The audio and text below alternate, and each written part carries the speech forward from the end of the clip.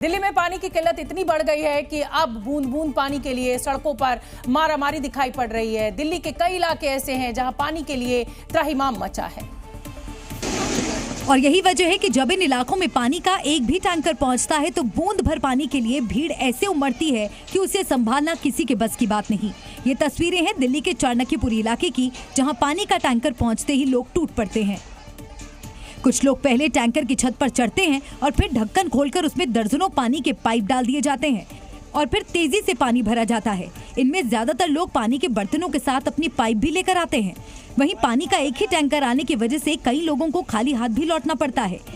Private tanker से कोई 15 दिन में एक बार टैंकर आ गया तो आ गया, वो कभी बुक वहाँ पे लिखवा कर रहे हैं, कभी ऑनलाइन बुक कर रहे हैं। अब ये पता नहीं चलता कौन सा आ रहा है कौन सा नहीं आ रहा। ऐसी ही एक तस्वीर दिल्ली के गीता कॉलोनी से भी सामने आई, जहां पानी का टैंकर पहुंचते ही लोग टूट पड़े। बताया गया कि वहां पानी के लिए कई बार मारपीट भी हो जाती है। और भी चाहिए, डबल टक्कर कम चाहिए। यहाँ पे सिग्नल होता नहीं है। कम से कम 4-5 हजार आबादी है यहाँ पर। बहुत तगड़ा लड़ाई झगड़ा सर, फुटम-फुटी हो जाता है, लट चल जाता है। 5000 की आबादी में पानी का सिर्फ एक टैंकर पहुँचने से परेशान लोगों ने सरकार से मदद की गुहार लगाई। दिल्ली में पानी को लेकर जारी किल्लत पर सियासत भी अब तेज हो गई है। बीजेपी ने आज केजरीवाल सरकार के खिलाफ जल संकट पर मोर्चा खोल दिया और शहीद पार्क से लेकर आम आदमी पार्टी के दफ्तर तक विरोध प्रदर्शन किया।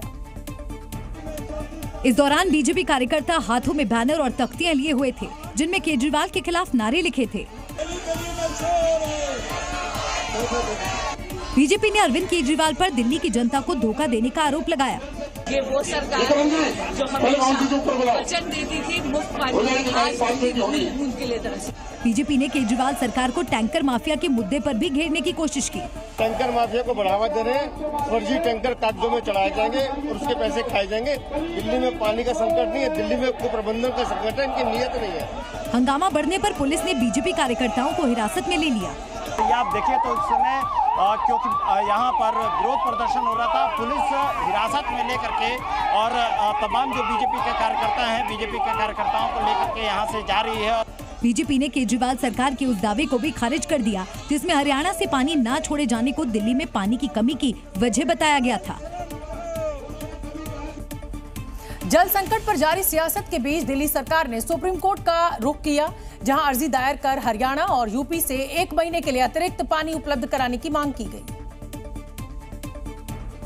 साथ ही जल मंत्री आतिशी ने भी केंद्र सरकार को एक चिट्ठी लिखकर हरियाणा और यूपी से दिल्ली को अतिरिक्त पानी दिलवाने की अपील की। चिट्ठी में इस बात का भी जिक्र किया गया कि हरियाणा से कम पानी आने से दिल्ली में किल्लत हो गई। दिल्ली में 41 से ज्यादा ऐसे इलाके हैं जहां करीब 8 लाख से ज्यादा की आबादी इस समय पानी की भारी कमी से जूझ रही है।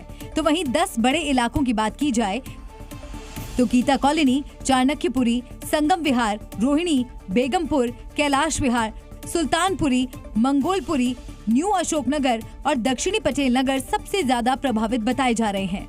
दिल्ली के जो एलजी साहब है तुरंत एक मीटिंग कॉल करें, जिसमें कि हरियाणा के मुख्यमंत्री, दिल्ली के मुख्यमंत्री और हरियाणा के जो गवर्नर हैं, इनके साथ मिलकर 1 पॉइंट एजेंडा कि दिल्ली के लोगों को पानी की परेशानी बिल्कुल भी नहीं होनी चाहिए। इस बीच सीएम केजरीवाल ने एक पोस्ट के जरिए कहा कि जो पानी दिल्ली को पड़ोसी राज्यों से मिलता था उसमें कमी कर दी गई है। यदि बीजेपी हरियाणा और उत्तर प्रदेश की अपनी सरकारों से 1 महीने के लिए दिल्ली को कुछ पानी दिलवा दे तो दिल्ली वाले बीजेपी के इस कदम की खूब सराहना करेंगे। लोकसभा चुनाव के आखिरी चरण के मतदान से पहले पश्चिम बंगाल का दक्षिण 24 परगना इलाका बम धमाकों से दहल गया। आरोप है कि भांगर इलाके में टीएमसी के एक पंचायत सदस्य को निशाना बनाते हुए कई बम धमाके किए गए, जिसकी वजह से 10 लोग घायल हो गए, जिनमें कई महिलाएं और बच्चे भी शामिल हैं। घायलों को तुरंत इलाज के लिए अस्पताल भिजवाया गया। एक के बाद एक हुए बम धमाके की वजह से पूरे इलाके में दहशत फैल गई। रात को भांगर में करीब 40 ऐसा बम विस्फोट हुआ, जिसमें पूरा इलाके में दहशत का माहौल है। बताया गया कि ये बम धमाके तब हुए जब स्थानीय तृणमूल नेता रफीक खान और पार्टी के कुछ कार्यकर्ता लोगों के घर घर जाकर मतदान के लिए पर्चियां बांट रहे थे। आरोप है कि तभी वहां मौजूद कुछ लोगों से विवाद हो गया और ये विवाद इतना बढ़ गया कि उन्होंने टीएमसी कार्यकर्ताओं पर एक के बाद एक करीब 40 बम फेंके, जिससे पूरे इलाके में अफरा तफरी मच गई। और बम धमाके का आरोप आईएसएफ पर लगा, जिसके बाद एक कार्यकर्ता को गिरफ्तार कर लिया गया। लेकिन टीएमसी के आरोपों से आईएसएफ ने इनकार ही नहीं किया, बल्कि उल्टे उन पर ही बम फेंकने का आरोप मढ़ दिया। যে সন্ধ্যা থেকে তৃণমূল দুষ্কৃতী বাহিনীরা তারা তাণ্ডব চালাচ্ছিল, ওখানে বাড়ি বাড়ি গিয়ে হুমকি দিচ্ছিল এবং ওখানে যে এখানটাতে বোম ব্লাস্ট হয়েছে ওই জায়গাতে ওরা 2-3টে বোম মারে। সেই বোমই ওদের ব্লাস্ট হয়ে ওদের মধ্যে ওদের নিজেদেরই আঘাত হয়েছে, সেটা এখন আইএসএফ এর উপরে চাপিয়ে দিচ্ছে। बम धमाके की वजह से पूरे इलाके में दहशत का माहौल है, जिसके बाद वहां चप्पे चप्पे पर सुरक्षा कर्मियों को तैनात कर दिया गया। बताया गया कि ये सुरक्षा कर्मी आखिरी चरण के तहत होने वाले मतदान के दौरान वहीं तैनात रहेंगे और पूरे इलाके में नजर बनाए रखेंगे। लोकतंत्र के सबसे बड़े पर्व के 7 चरण कल पूरे हो जाएंगे, जिसके लिए प्रधानमंत्री ने 206 जनसभाएं की। अब पीएम मोदी कन्याकुमारी के स्वामी विवेकानंद रॉक मेमोरियल के ध्यान मंडपम में 45 घंटे की साधना कर रहे हैं। ध्यान का पहला वीडियो सामने आया, जिसमें प्रधानमंत्री ओमकार का जाप कर रहे हैं और आंख बंद करे ज्ञान की मुद्रा में बैठे हैं। मौन साधना शुरू करने से पहले पीएम मोदी ने सूर्य की साधना की, भगवान सूर्य को अर्घ्य दिया और जाप किया। प्रधानमंत्री कल शाम को ही कन्याकुमारी पहुंच गए थे, जहां सबसे पहले उन्होंने भगवती अम्मन देवी मंदिर में विशेष पूजा की। उसके बाद स्वामी विवेकानंद रॉक मेमोरियल में स्वामी परमहंस को नमन करके ध्यान के लिए गए। अपने 45 घंटे के ध्यान के दौरान पीएम मोदी सिर्फ तरल आहार लेंगे और इस दौरान वे केवल नारियल पानी और अंगूर के जूस का सेवन करेंगे और ध्यान कक्ष से बाहर नहीं निकलेंगे। 1 जून को करीब 3 बजे ध्यान खत्म करेंगे और तिरुवल्लुर मूर्ति पर माल्यार्पण करेंगे। ध्यान के वक्त प्रधानमंत्री मोदी पूरी तरह से मौन व्रत करेंगे। उनकी तरफ से कोई बातचीत नहीं की जाएगी। ये वही जगह है जहां 131 साल पहले स्वामी विवेकानंद ने भी 2 दिन का ध्यान लगाया था। प्रधानमंत्री की मौन साधना पर सियासत भी जारी है। विपक्षी दलों ने पीएम मोदी के ध्यान पर जोरदार हमला बोला है। कांग्रेस इसे चुनाव आचार संहिता का उल्लंघन बता रही है। पूरे 10 साल ध्यान भटकाया जिस आदमी ने, अब वो ध्यान लगाने चले गए। और ऐसा लाइव ध्यान, कभी लाइव मेडिटेशन सुनी आपने? 9 कैमरा लगे हुए, अलग अलग पोज दिखाए जा रहे हैं। मछली पकड़ने पर पाबंदी लगा दी 3 दिन।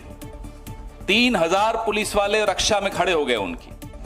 इधर बीजेपी पीएम मोदी के ध्यान पर सियासत को विपक्ष का फ्रस्ट्रेशन बता रही है।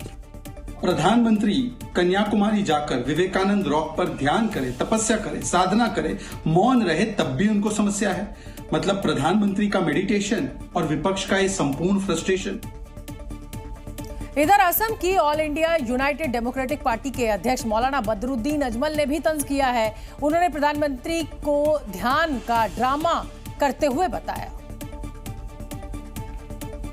अब वहां जाके मुझे बचा ले, मुझे बचा ले, मुझे बचा ले। 48 घंटे तक खाएगा नहीं, पिएगा नहीं, सांस लेगा। क्या खाएगा बोला? अंगूर का रस पिएगा और क्या है कहे गाखिर खाबो ना कि ड्यूटी लगे 1 गिलास दूध के दिखाने में तो जे थकी वो पारे।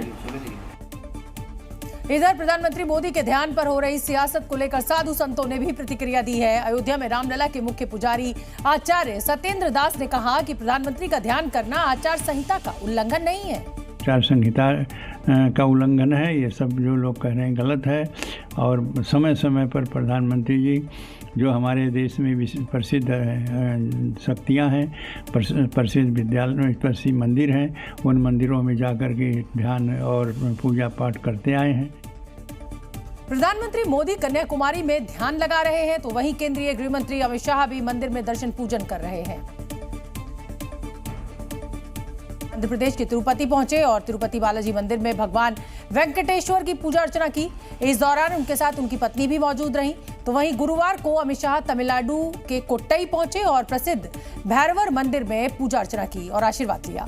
तमिलनाडु रवाना होने से पहले अमित शाह ने गुरुवार को ही वाराणसी में काशी में अपनी पत्नी के साथ काशी विश्वनाथ मंदिर में पूजा अर्चना की।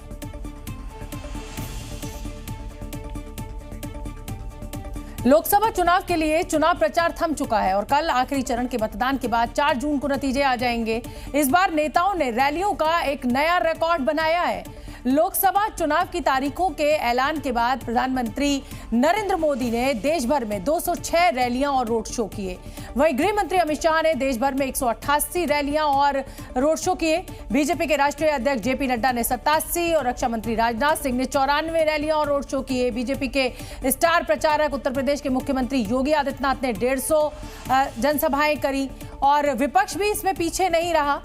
मल्लिकार्जुन खड़गे ने 100 से ज्यादा रैलियों को संबोधित किया। कांग्रेस नेता राहुल गांधी ने 107 रैलियां की।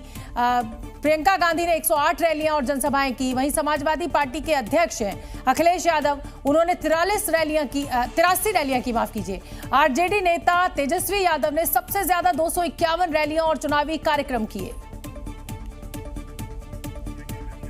रैलियों के रिकॉर्ड के साथ राजनीतिक दलों ने सोशल मीडिया पर प्रचार का भी एक नया रिकॉर्ड बनाया। आंकड़ों की अगर हम बात करें तो राजनीतिक दलों ने गूगल पर प्रचार करने के लिए 276 करोड़ रुपए से ज्यादा खर्च किए, जबकि फेसबुक पर 105 करोड़ रुपए से ज्यादा खर्च किए गए।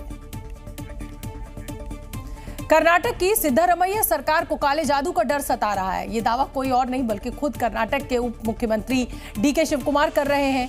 उन्होंने दावा किया है कि कर्नाटक में कांग्रेस सरकार को अस्थिर करने के लिए शत्रु भैरवी यज्ञ किए जा रहे हैं। कर्नाटक के उप मुख्यमंत्री डीके शिवकुमार ने विपक्षी पार्टियों को लेकर बड़ा दावा किया। उन्होंने आरोप लगाया कि उनके राजनीतिक विरोधी कर्नाटक में कांग्रेस सरकार को अस्थिर करने के षड्यंत्र कर रहे हैं और इसके लिए वो शत्रु भैरव यज्ञ नामक काला जादू कर रहे हैं। उन्होंने दावा किया कि इस यज्ञ का उद्देश्य उन्हें और मुख्यमंत्री सिद्धरमैया को राजनीतिक रूप से खत्म करना है।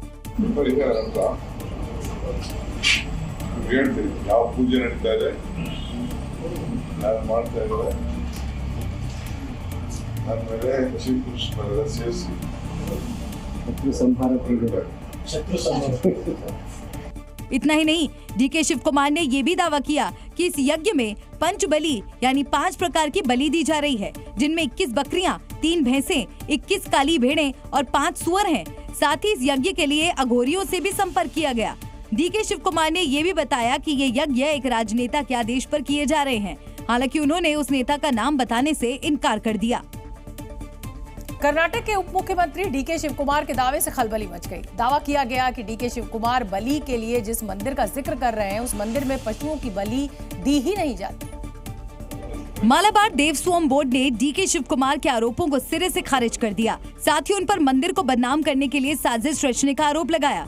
രാജരാജന്റെ ക്ഷേത്രത്തിൽ അങ്ങനെ ഒരു ശത്രു സംഹാര പൂജ അവിടെ ഇല്ല. ആ പരിസരത്തെ എവിടെയും അദ്ദേഹം ആരോപിക്കുന്ന പോലെ ഇങ്ങനെ ആടിനെയും പൂത്തിനെയൊക്കെ അറുത്തു എന്ന് പറയുന്നതും ശരിക്കും വാസ്തവവിരുദ്ധ. അവിടെ എവിടെയും അങ്ങനെ ഒരു സംഭവം ഇല്ല. നമ്മളത് കൃത്യമായിട്ട്. हालांकि कुछ पुजारियों ने शत्रु भैरवी यज्ञ को बहुत ही शक्तिशाली बताया। Making allegations that it has been performed against him, whether सत्यता, whether it is सत्य और सत्य नहीं है, ये इसके बारे में जानकारी नहीं है। लेकिन ये शत्रु भैरवी याग जो है, it is very powerful yaga. It is done. Delhi airport पर एयर इंडिया की तरफ से एक बड़ी लापरवाही का मामला सामने आया है। यहां एक फ्लाइट पैसेंजर्स को बिठाने के बाद कई घंटे लेट हो गई। बताया यह भी जा रहा है कि इस दौरान फ्लाइट में एसी बंद कर दिए गए और लोग गर्मी में तड़पते रहे। और एसी बंद होने के बाद भीषण गर्मी की वजह से कई यात्री बेहोश भी हो गए। दिल्ली एयरपोर्ट पर हुई ये घटना एयर इंडिया की फ्लाइट AI 183 की है, जिसे कल दोपहर दिल्ली से सैन फ्रांसिस्को के लिए उड़ान भरना था। लेकिन उड़ान से ठीक पहले विमान में तकनीकी खराबी आ गई। इस दौरान फ्लाइट का एसी बंद हो गया और विमान में सवार यात्रियों की तबीयत खराब होने लगी और इस दौरान कई यात्री बेहोश भी हो गए। यात्रियों के हंगामा करने के बाद उन्हें फ्लाइट से बाहर निकाला गया। घटना से नाराज यात्रियों ने सोशल मीडिया प्लेटफॉर्म X पर कई तस्वीरें शेयर की, जिसमें लोग बोर्डिंग एरिया में फर्श पर बैठे दिखे। फ्लाइट में आई तकनीकी खराबी को लेकर एयर इंडिया ने यात्रियों से खेद जताया और फ्लाइट को रीशेड्यूल भी किया। वहीं DGCA ने कड़ा रुख अपनाते हुए फ्लाइट में देरी और यात्रियों का ध्यान रखने को लेकर एयर इंडिया को कारण बताओ नोटिस जारी किया है। बिहार में तपती गर्मी अब जानलेवा साबित हो रही है और यहां गर्मी से मरने वालों का आंकड़ा भी लगातार बढ़ रहा है। अकेले बिहार में भीषण गर्मी और हीट वेव इतना सितम ढा रही है कि राज्य में अब तक 60 से ज्यादा लोगों की मौत हो चुकी है। बिहार के औरंगाबाद जिले में गर्मी की चपेट में आने से 15 लोगों की मौत हो गई। राजधानी पटना में 11, और जहानाबाद में भीषण गर्मी की वजह से अब तक 9 लोग जान गंवा चुके हैं। वहीं रोहतास में 8, कैमूर में 5, गया में 4 और मुजफ्फरपुर में 2 लोगों की मौत हुई है। वहीं बेगूसराय, बरबीघा, जमुई और सारण में भी भीषण गर्मी की वजह से 1-1 लोगों की मौत हुई है। बिहार के कई जिलों में आसमान से बरसती आग से तापमान 48 डिग्री के पार पहुंच गया है। भीषण गर्मी के बाद बिहार शरीफ सदर अस्पताल में बेड फुल हो गए, जिसके बाद अस्पताल प्रबंधन ने मरीजों के लिए अलग से वार्ड बनाया है। राज्य में पड़ रही भीषण गर्मी के बाद बिहार के कई जिलों में रेड अलर्ट और येलो अलर्ट जारी किया गया है और लोगों को जरूरत पड़ने पर ही घर से निकलने की सलाह दी गई है। वहीं बिहार में गर्मी से हुई मौतों पर सियासत भी शुरू हो गई है। आरजेडी नेता मनोज झा ने नीतीश सरकार पर सवाल उठाए तो बिहार सरकार में मंत्री संतोष सुमन ने उन्हें जवाब दिया। बिहार का कोई जिला ऐसा नहीं है जहां से मौत की खबरें नहीं आ रही। सरकार एक्नॉलेज नहीं कर रही अपने स्कूल की छुट्टियां की दबाव में, लेकिन शिक्षकों ने क्या बिगाड़ा भाई? 47 डिग्री, 46 डिग्री, 48 डिग्री में शिक्षकों आप क्या काम ले रहे हैं? माननीय मुख्यमंत्री जी का विशेषाधिकार है, उन्होंने बच्चों को राहत दी है। 8 तक देखिए स्कूल बंद हो गए हैं, सारे कोचिंग संस्थान भी बंद कर दिए गए हैं। हम समझते हैं कि इसकी समीक्षा की जा रही होगी चीफ सेक्रेटरी के स्तर से और आने वाला समय में कुछ न कुछ ऐसा हल निकाला जाएगा। बिहार का कोई देश के कई राज्य इस समय भीषण गर्मी की मार झेल रहे हैं। 2 दिन पहले दिल्ली में 50 डिग्री से ज्यादा का तापमान दर्ज किया गया था, लेकिन अब नागपुर ने उस रिकॉर्ड को भी तोड़ दिया है।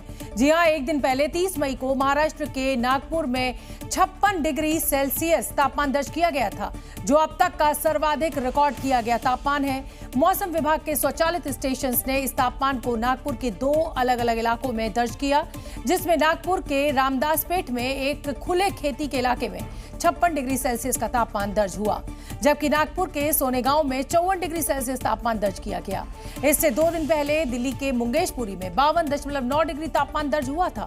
उधर अगर राजस्थान की बात करें तो कई इलाकों में अभी भी तापमान 49 डिग्री के करीब बना हुआ है, जबकि उत्तर प्रदेश के ज्यादातर इलाकों में तापमान 48 डिग्री के पार है। मध्य प्रदेश के भी कई इलाकों में इस समय तापमान 47 डिग्री से ज्यादा है। हरियाणा की बात करें तो कई इलाकों में इस समय 46 डिग्री से ज्यादा का तापमान दर्ज किया गया है। देश का एक हिस्सा जहां भीषण गर्मी और पानी की किल्लत की मार झेल रहा है, तो वहीं दूसरी तरफ असम, मणिपुर, मिजोरम समेत पूर्वोत्तर के कई इलाकों में बारिश और बाढ़ से कोहराम मचा हुआ है। जिसकी एक तस्वीर इम्फाल से सामने आई, जहां बाढ़ जैसे हालात नजर आए। पेड़, मकान, दुकान, सड़क सब पानी में डूबे दिखे, जिसके बाद असम राइफल्स के जवान और एनडीआरएफ, एसडीआरएफ की टीमों ने बाढ़ में फंसे लोगों को नावों पर बैठाकर वहां से निकाला। इस दौरान मकानों की पहली मंजिल तक पानी भरा दिखाई दिया। वहीं असम राइफल्स के जवानों ने शहर के दूसरे हिस्सों में भी रेस्क्यू ऑपरेशन चलाकर बाढ़ में फंसे लोगों को निकाला।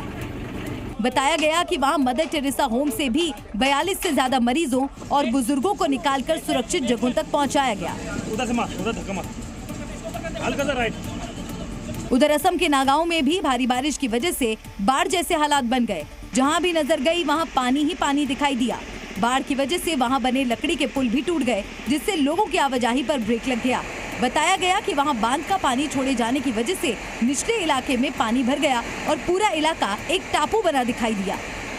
अमेरिका की टाइम मैगजीन ने दुनिया की 100 सबसे प्रभावशाली कंपनियों की लिस्ट जारी की है और इस लिस्ट में 3 भारतीय कंपनियों को जगह दी गई है।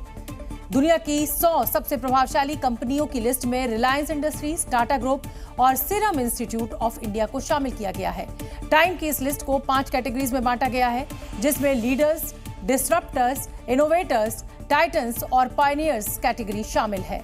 रिलायंस इंडस्ट्रीज और टाटा ग्रुप को टाइटन्स कैटेगरी में जगह मिली है, जबकि सीरम इंस्टीट्यूट ऑफ इंडिया को पायनियर्स कैटेगरी के लिए चुना गया है। मुकेश अंबानी की कंपनी को दूसरी बार टाइम ने अपनी लिस्ट में शामिल किया है। इससे पहले साल 2021 में जियो प्लेटफॉर्म को टाइम की टॉप 100 सबसे प्रभावशाली कंपनियों की लिस्ट में शामिल किया गया था। वहीं टाइम मैगजीन ने रिलायंस इंडस्ट्रीज को इंडियाज जगरनॉट का नाम दिया है।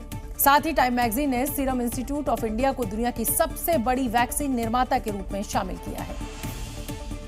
पुणे पोर्शे केस में आरोपी के ब्लड सैंपल बदलने के मामले में एक नई जानकारी अब सामने आई है। सूत्रों के मुताबिक नाबालिग आरोपी का ब्लड सैंपल उसकी मां ने बदला था, ताकि ये दिखाया जा सके कि घटना के समय आरोपी नशे में नहीं था। इस खुलासे के बाद अब आरोपी की मां पर भी गिरफ्तारी की तलवार लटक रही है। सूत्रों के मुताबिक आरोपी का ब्लड सैंपल बदलने वाले डॉक्टर ने पुलिस पूछताछ में कबूल किया है कि आरोपी के पिता विशाल अग्रवाल और उनके बीच खून का सैंपल बदलने के लिए 50 लाख रुपए की डील हुई थी, जिसके बाद पुलिस ने खून के नमूने में हेराफेरी के आरोप में पिता विशाल अग्रवाल के खिलाफ 120B की धारा के तहत भी केस दर्ज किया। इस बीच पिता विशाल अग्रवाल और दादा सुरेंद्र अग्रवाल को कोर्ट में पेश किया गया, जहां से पुणे कोर्ट ने दोनों को 13 जून तक न्यायिक हिरासत में भेज दिया। वहीं घटना के समय कार में मौजूद आरोपी के 2 दोस्तों के बयान भी दर्ज किए गए, जिसमें एक दोस्त ने आरोपी के शराब के नशे में गाड़ी चलाने की बात कबूल की। मुझे लगता है कि राजनीति करने की बिल्कुल आवश्यकता नहीं है। पुलिस कमिश्नर और पुणे पुलिस जो है ये पूरी ध्यान देकर कार्रवाई कर रही है, लेकिन जो मतलब आरोपी है ये आरोपी अंडर एज है, इसीलिए थोड़ा सा प्रॉब्लम आ रहा है। इस बीच क्राइम ब्रांच ने जुवेनाइल बोर्ड को पत्र लिखकर आरोपी नाबालिग से पूछताछ के लिए इजाजत मांगी है। क्या आप जानते हैं कि पड़ोसी देश पाकिस्तान की जीडीपी से ज्यादा पैसा भारत के केंद्रीय बैंक के पास है। वित्त वर्ष 2023-24 में भारतीय रिजर्व बैंक की कमाई पाकिस्तान की जीडीपी से 2.5 गुना ज्यादा हुई। भारतीय रिजर्व बैंक की सालाना रिपोर्ट के मुताबिक भारतीय रिजर्व बैंक की कमाई वित्त वर्ष 2023-24 में 11% बढ़कर 70,48,000 करोड़ पहुंच गई, जबकि वित्त वर्ष 2022-23 में आरबीआई की कमाई 63,44,000 करोड़ थी। रिपोर्ट के मुताबिक वित्त वर्ष 2023-24 में आरबीआई की कमाई भारत की जीडीपी के 24% के बराबर हो गई है, जबकि वित्त वर्ष 2022-23 में आरबीआई की कमाई भारत की जीडीपी की 23% के करीब थी। रिजर्व बैंक को आय बढ़ाने और खर्च कम होने का फायदा मिला है। वित्त वर्ष 2023-24 के दौरान आरबीआई की कमाई 17% बढ़ी है, जबकि उसी दौरान खर्च में 56% की गिरावट आई है। रिपोर्ट के मुताबिक वित्त वर्ष 2023-24 में भारत की जीडीपी 7.6% की दर से बढ़ी, जो कि वित्त वर्ष 22-23 में 7% की दर से बढ़ी थी। और चालू वित्त वर्ष यानी 2024-25 में भारत की जीडीपी और तेजी से बढ़ सकती है। भारत के राफेल से चीन की सेना इस कदर घबरा गई कि उसे तिब्बत में कथित रूप से अपने सबसे ताकतवर फाइटर जेट की तैनाती करनी पड़ी। चीन का दावा है कि ये फाइटर जेट स्टेल्थ तकनीक से लैस है और कई घातक हथियारों से हमला भी कर सकता है, जिसका नाम है J-20, जिसे चीन की सेना ने तिब्बत में सिक्किम के पास तैनात किया है। सैटेलाइट तस्वीरों में खुलासा हुआ है कि चीन ने अभी 2 दिन पहले ही J-20 फाइटर जेट को तिब्बत में शिगात्से एयरबेस पर तैनात किया है। चीन का ये एयरबेस सिक्किम के पास है, जहां से कुछ ही दूरी पर पश्चिम बंगाल में भारत ने 16 राफेल फाइटर जेट को तैनात कर रखा है। राफेल फाइटर जेट को 4.5 पीढ़ी का लड़ाकू विमान माना जाता है, तो वहीं J-20 को स्टेल्थ फाइटर जेट कहा जाता है, जो रडार की पकड़ में नहीं आता। चीन तिब्बत में J-20 की तैनाती के जरिए भारत की सीमा पर दबाव बढ़ाने की कोशिश में है, तो वहीं चीन की नापाक चाल से निपटने के लिए भारत ने तिब्बत सीमा के पास S-400 एयर डिफेंस सिस्टम तैनात किया हुआ है। यही नहीं, चीन के J-20 फाइटर जेट को मात देने के लिए भारतीय वायुसेना ने अमेरिकी एयरफोर्स से हाथ मिलाया है। यही नहीं, भारतीय वायुसेना के राफेल फाइटर जेट पहली बार अमेरिका में लैंड हुए हैं। दरअसल भारतीय वायुसेना युद्धाभ्यास रेड फ्लैग 24 में हिस्सा लेने के लिए राफेल लड़ाकू जेट के साथ अमेरिका पहुंची। 4 सिंगल और 4 ट्विन सीटर के साथ कुल 8 राफेल विमान रेड फ्लैग अभ्यास में भाग ले रहे हैं। तो वहीं भारतीय पायलट F-16 फाइटिंग फाल्कन और F-35 स्टील्थ लड़ाकू विमानों के साथ ट्रेनिंग ले सकते हैं। इंडियन एयरफोर्स के मुताबिक 2 सप्ताह के अभ्यास का उद्देश्य एयर क्रू को एकीकृत करना, युद्ध की तैयारी और पायलट्स को ट्रेनिंग का मौका देना है। पॉर्न स्टार स्टॉर्मी डेनियल्स को गुप्त तरीके से पैसे देने के मामले में डोनाल्ड ट्रंप फंसते नजर आ रहे हैं। रिकॉर्ड में हेराफेरी करने के 34 आरोपों के तहत उन्हें दोषी पाया गया। तो वहीं पहली बार ऐसा हुआ जब कोई पूर्व अमेरिकी राष्ट्रपति किसी अपराध में दोषी करार दिया गया हो। लिहाजा अदालत से बाहर निकलते ही डोनाल्ड ट्रंप ने मीडिया के सामने अपनी भड़ास निकाली। This was a disgrace.